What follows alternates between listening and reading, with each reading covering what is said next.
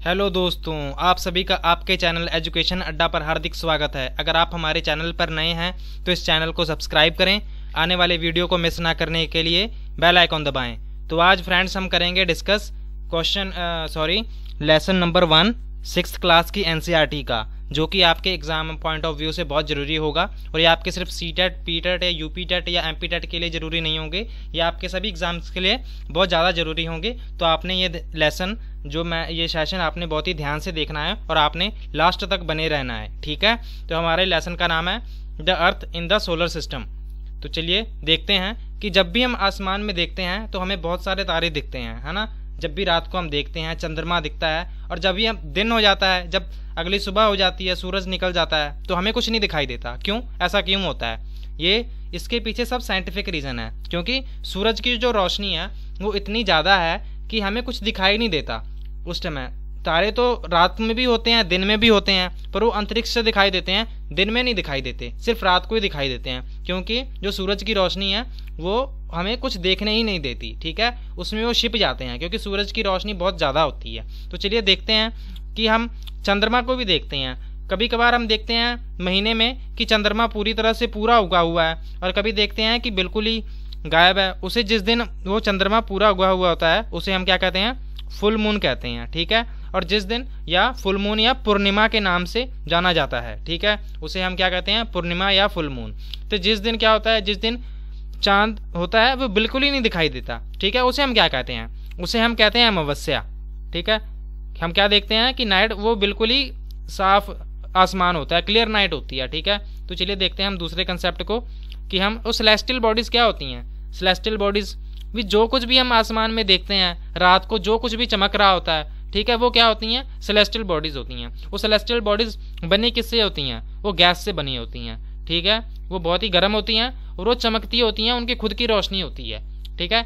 और वो बहुत ही ज़्यादा अमाउंट में रोशनी फैलाती हैं। इनको क्या कहते हैं? जैसे कि स्टार्स। स्टार क्या है? सेलेस्टियल बॉडी है।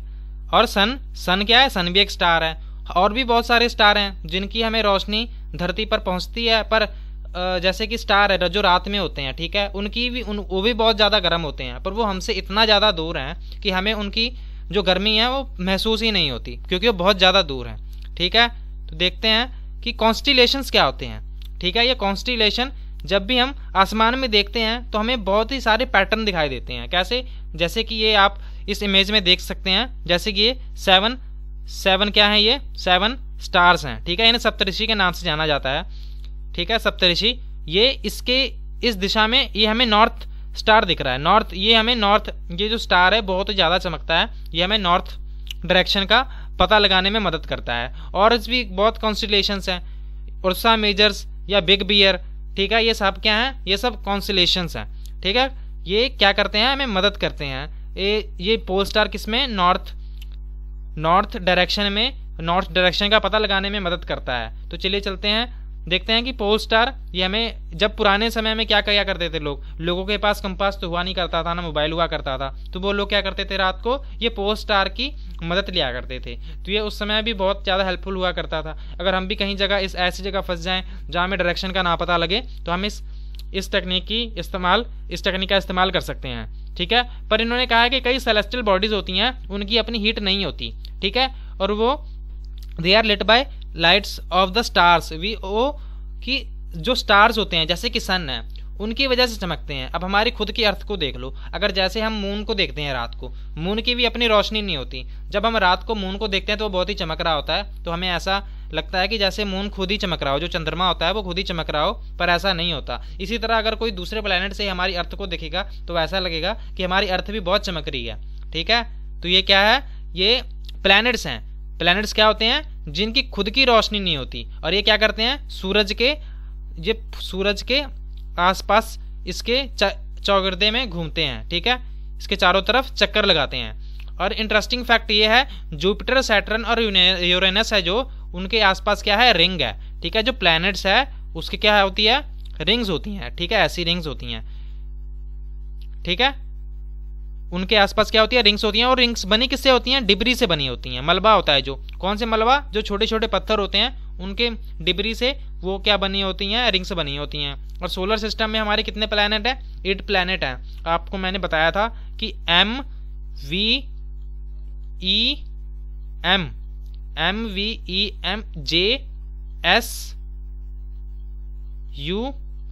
आप इस ट्रिक से आप सभी प्लैनेट्स के नाम सीक्वेंस वाइज याद कर सकते हैं। जैसे कि M से मरकरी, V से वीनस, E से अर्थ, M से मार्स, J से जुपिटर, S से सैटर्न, U से यूरेनस, N से नेपच्यून। ठीक है। और इसमें जो सबसे बड़ा प्लैनेट कौन सा है वो है जुपिटर। वो प्लैनेट कौन सा है जो सबसे कम समय लेता है अपनी चक्कर लगाने में, ठीक है, वो कौन सा है, मरकरी। ठीक है। वीनस कौन सा प्लैनेट है जो देखिए आप अर्थ के साथ है, ये दोनों क्या है, ट्विन प्लैनेट इसे कहा जाता है। तो चलिए चलते हैं, वो कौन सा प्लैनेट है जिसकी जो सबसे डेंसिटी है सबसे कम है, वो है सैटर्न। आप ये देखिए एस्टेरॉयड बेल्ट, ये देखिए एस्टेरॉयड बेल्ट, ये कौन कौन से प्लैनेट्स के बीच में है, एक तो मार्स और जुपिटर। मार्स और ये आपका एग्जाम पॉइंट ऑफ व्यू से ये क्वेश्चन बन सकता है कि मार्स और ये जो एस्टेरॉयड बेल्ट बनती है कौन कौन से प्लैनेट्स के बीच में बनती है। तो आपने याद रखना है मार्स और जुपिटर्स के बीच में क्या बनती है, एस्टेरॉयड बेल्ट बनती है। अभी हम समझेंगे कि एस्टेरॉयड बेल्ट होती क्या है। तो चलिए चलते हैं। सन क्या है, ये सेंटर में स्थित है, इसको क्या कहा जाता है, हेड ऑफ द फैमिली कहा जाता है। ठीक है। ये सेंटर में स्थित है और ये बहुत ही ज़्यादा बड़ा है और ये बहुत ही ज़्यादा गर्म गैसों से बना हुआ है। ठीक है। इससे ही हमारी पृथ्वी पर लाइफ पॉसिबल है। और जब भी देखते हैं हम कि सूरज की जो किरणें हैं वो बहुत ही ज़्यादा गर्म है, पर वो जब भी वो धरती पर आती हैं तो हमें जो एटमॉस्फेयर है वो उसे उन जो बहुत ही ज़्यादा गर्म किरणें हैं उन्हें रोक लेती हैं, जिसके कारण हमें सिर्फ पर्याप्त मात्रा में जितनी हमें ज़रूरत है उतनी ही धूप हमें मिलती है। प्लैनेट्स अभी आपको बताया था MVEM जेसन से आप इनकी सभी प्लैनेट्स को याद कर सकते हैं। आपके पास एक और ट्रिक है, my very efficient mother has my very efficient mother just serve us nuts. ठीक है। M से मरकरी, V से वीनस, E से अर्थ, M से मार्स, J से जुपिटर, S से सैटर्न, U से यूरेनस और नट से N से नेपच्यून। ठीक है। तो ये सभी प्लैनेट्स क्या हैं, ये आसपास घूमते हैं, किसके, ये पृथ्वी सन के आसपास घूमते हैं। उसके कौन सी में, एलिप्टिकल शेप में घूमते हैं। ठीक है। सर्कुलर में नहीं घूमते, ये जैसे ये सर्कल है, ठीक है, पर जो एलिप्टिकल शेप होगी वो ऐसी होगी। ठीक है। ये इस शेप में घूमते हैं। ठीक है। एलैंगुटेड यहाँ पर लिखा हुआ है, एलैंगुटेड पाथ्स में ये घूमते हैं। इनके चारों तरफ बेल्ट है उसमें घूमते हैं। इन्हें क्या कहा जाता है, ऑर्बिट्स कहा जाता है। ये क्या है, इनके फिक्स्ड पाथ हैं, फिक्स्ड रास्ते बने हुए हैं जहाँ से ये हमारी जो पृथ्वी है या फिर जितने भी प्लैनेट्स हैं वो अपने अपने पाथ में घूमते हैं। और वो पाथ कौन सी शेप में है, एलैंगुटेड में या फिर एलिप्टिकल में है। तो हमारे जो मरकरी है ये सबसे पास है सन के, और इसको कितना टाइम लगता है अर्थ के घूमने में, अर्थ के चारों ओर घूमने में 88 दिन लगते हैं, सबसे कम दिन। ठीक है। 2006 अगस्त 2006 से पहले भी प्लूटो भी पार्ट हुआ करता था, कौन सा, प्लैनेट्स का। पर क्या हुआ, ये इंटरनेशनल एस्ट्रोनॉमिकल यूनिट्स की बैठक हुई जिसमें यह डिसाइड किया गया कि ये प्लूटो अब प्लैनेट नहीं है, ये ड्वार्फ प्लैनेट है, क्योंकि ये अपनी पाथ में घूमता ही नहीं है, इसलिए इसको निकाल दिया गया था। अर्थ थर्ड प्लैनेट है, ये पता है ना आपको, अर्थ हम MVEM, देखिए मरकरी, वीनस, अर्थ। ठीक है। ये अर्थ कितने नंबर पर है, तीसरे नंबर पर है। और इस जब अगर हम साइज की बात करें तो ये साइज में 5वें नंबर पर सबसे बड़ा प्लैनेट है। ठीक है। ये फ्लैटेंड है पोल से, हमारी अर्थ कहाँ क्या है, ये जो पोल्स हैं यहाँ और यहाँ से क्या है, फ्लैटेंड है, चपटी है। ठीक है। इसी कारण इसकी जो शेप है इसको जियोइड शेप कहते हैं, इस चपटी होने के कारण, बीच से उभरी हुई है। ठीक है। यहाँ से उभरी हुई है, यहाँ से चपटी है, तो इसलिए इसको जियोइड कहते हैं। Geoid mean earth like shape. हमारी जो लाइफ को सपोर्ट करने के लिए जो होती है सारी फेवरेबल कंडीशंस हैं, जैसे कि हमें वाटर मिलता है, एयर मिलती है। यहाँ का जो तापमान है ना तो बहुत गर्म है ना तो बहुत ठंडा है। पर ये अगर हम और प्लैनेट्स की बात करें वहाँ पर ये सारी जो सुविधाएं हैं या सपोर्ट्स ऑफ लाइफ ये फेवरेबल कंडीशंस नहीं है इंसानों के रहने के लिए, इसलिए हम दूसरे प्लैनेट्स पर नहीं रह सकते। ठीक है।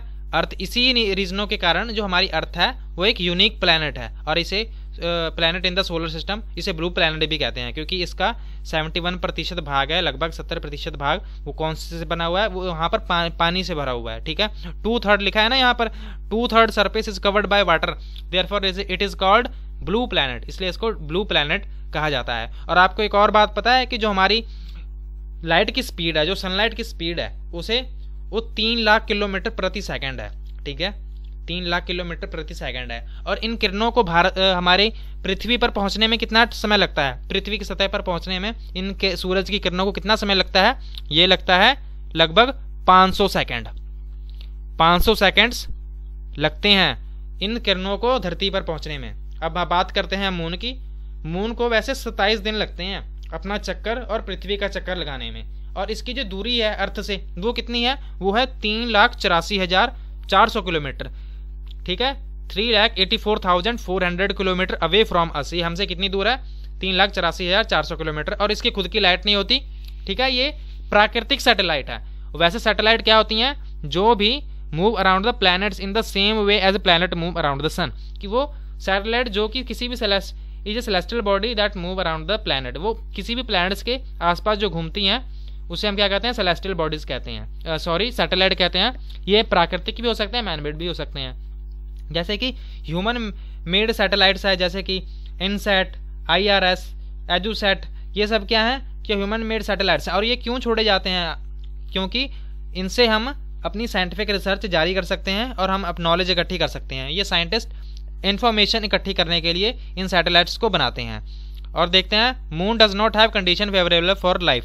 जो मून की जो कंडीशंस है, मून की जो इंसानों की रहने के लिए जो होनी चाहिए, वो वहाँ पर कंडीशंस हैं, जो सिचुएशंस है वो है नहीं। वहाँ पर बहुत सारे पर्वत हैं, वहाँ बहुत सारे मैदान हैं, और वो बहुत सारे गड्ढे हैं, है ना, बहुत ही उबड़ खाबड़ सी जगह है। इसलिए मून पर, इसलिए हम वहाँ नहीं रह सकते, वहाँ पर जो लाइफ है वो संभव नहीं है। अब बात देखते हैं एस्ट्रॉयड्स क्या होते हैं। ठीक है, एस्ट्रॉयड्स, आप ये देखिए, एस्ट्रॉयड्स की एक फोटो दिख रही होगी आपको। आप देखने से क्या लग रहा है, एक पत्थर सा लग रहा है, बड़ा सा। ठीक है, apart from the stars, planets and satellite, कहते हैं यहाँ पर बहुत सारी टाइनी बॉडीज होती हैं, बहुत छोटी छोटी पत्थरों की बॉडीज होती हैं, जो किसके आसपास घूमती हैं, सूरज के चारों तरफ घूमती हैं। ठीक है, ये सूरज है, इसके चारों तरफ जो छोटी छोटी बॉडीज होती हैं, छोटे छोटे पत्थर होते हैं, वो घूमते हैं। इन्हें हम क्या कहते हैं, इन्हें एस्ट्रॉयड कहते हैं। और ये जो ज़्यादातर होते हैं, ये कहाँ पाए जाते हैं, मार्स और जुपिटर के बीच में पाए जाते हैं। मार्स और जुपिटर के बीच में ये बेल्ट पाई जाती है। आपको मैंने एक इमेज दिखाई थी ना, ये देखिए ऊपर, ये देखिए एस्ट्रॉयड बेल्ट दिखाई थी ना मैंने आपको, ये जुपिटर प्लैनेट है और ये मार्स है। ठीक है, आपको मैं इमेज सही तरह से दिखा देता हूँ। ये देखिए, ये जुपिटर है, यहाँ पर जुपिटर है, ये देखिए यहाँ पर जुपिटर है, और ये मार्स है, यहाँ पर एस्ट्रॉयड बेल्ट है। ठीक है, और आप ये देखिए ध्यान से, शेप इसकी कौन सी है, ये एलिप्टिकल शेप है। एलिप्टिकल शेप, सूरज के पास पास घूम रहे हैं। ठीक है, ये ऐसे नहीं है, ये ऐसे नहीं है, ये जो रिंग्स दिख रही है ना आपको, पाथ दिख रहे हैं, जो ऑर्बिट है ये। ठीक है, तो चलिए चलते हैं।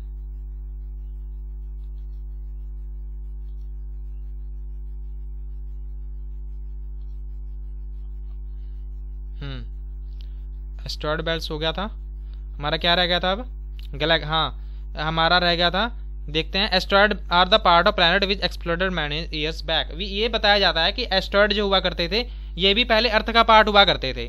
ठीक है, अर्थ का पार्ट नहीं, सॉरी, ये प्लैनेट्स का पार्ट हुआ करते थे, पर ये तबाह हो गए होंगे, ये फट गए होंगे, इसलिए ये कभी जुड़े नहीं पाए। ठीक है, इसलिए ये इसके आसपास ही घूमते रहते हैं, और ये इतने छोटे इसलिए रह गए। और मीटेरियड्स क्या होते हैं, मीटेरियड्स वो होते हैं जो कि सन के आसपास घूमते हैं, जो कि सन के आसपास घूमते हैं, छोटे छोटे, सॉरी सन के नहीं, मीटेरियड्स हमारी अर्थ के हमारी पृथ्वी के आसपास घूमते हैं, उसे हम क्या कहते हैं, मीटेरियड्स कहते हैं। और एक कई बार ऐसा होता है कि ये हमारी जो पृथ्वी होती है, कई बार इतने पास आ जाते हैं कि धरती के अंदर आ जाते हैं, और ये इतनी फ्रिक्शन ज़्यादा होती है, घर्षण इतना ज़्यादा होता है कि ये ऊपर ही इनको आग लग जाती है और धरती पर गिरने से पहले ही ख़त्म हो जाते हैं। ठीक है, और कई बार ये नीचे भी गिर जाते हैं, छोटे छोटे अवशेष जो रह जाते हैं, जो इनका जला हुआ पार्ट होता है। ठीक है, वो अंदर आके कई बार हमें गिरने को देखने को मिलता है। गैलेक्सी क्या होती है, Galaxy is a huge system of billions of star. यहाँ पर बहुत सारे बिलियंस ऑफ स्टार्स होते हैं और clouds of dust and gases होती हैं। ठीक है, यहाँ पर बहुत सारे डस्ट एंड गैसेज और बहुत सारे पता नहीं बिलियंस ऑफ स्टार्स होते हैं। और ये मिलियंस ऑफ गैलेक्सीज होती हैं। ये मिलियंस ऑफ गैलेक्सी क्या बनाती हैं? ये यूनिवर्स बनाती हैं। बिलियंस ऑफ स्टार्स बनाते हैं गैलेक्सी को और बिलियंस ऑफ गैलेक्सी बनाती हैं यूनिवर्स को। ठीक है, तो ये था लास्ट। तो चलिए हम ये डिस्कस कर लेते हैं कि आपने कितना पढ़ा। अगर आपको ये क्वेश्चंस आ रहे हैं तो आपको समझ आ गया होगा। With the planet known as the earth twin, earth का ट्विन किस प्लैनेट को कहा जाता है? तो देखते हैं, जुपिटर, सैटर्न या वीनस। तो उसका जो सही उत्तर होगा Venus. Question number B, which is the third near planet to the sun. तीसरा प्लैनेट कौन सा है जो सन के पास है? वो है अर्थ, हमारी पृथ्वी। MVEM जेसन से हमने याद किया था। All the planet move around the sun in a, जो प्लैनेट्स हैं वो हमारे सन के आसपास घूमते हैं, उसे कौन सा पाथ कहा जाता है? ये हमने बहुत ही ध्यान से पढ़ा था। एलॉन्गेटेड पाथ या एलिप्टिकल पाथ में होते हैं। Question number D, the pole star indicate the direction to the, जो पोल स्टार है वो हमें कौन सी डायरेक्शन की दिशा दिखाता है? तो वो हमें नॉर्थ की दिशा दिखाता है। तो चलिए आज का हम सेशन समाप्त करते हैं। आपको ये वीडियो कैसी लगी आप हमें नीचे कमेंट करके बताएं। अगर वीडियो अच्छी लगी हो, आपके लिए हेल्पफुल साबित हुई हो, तो आप इसे लाइक करें और शेयर करें। Thank you.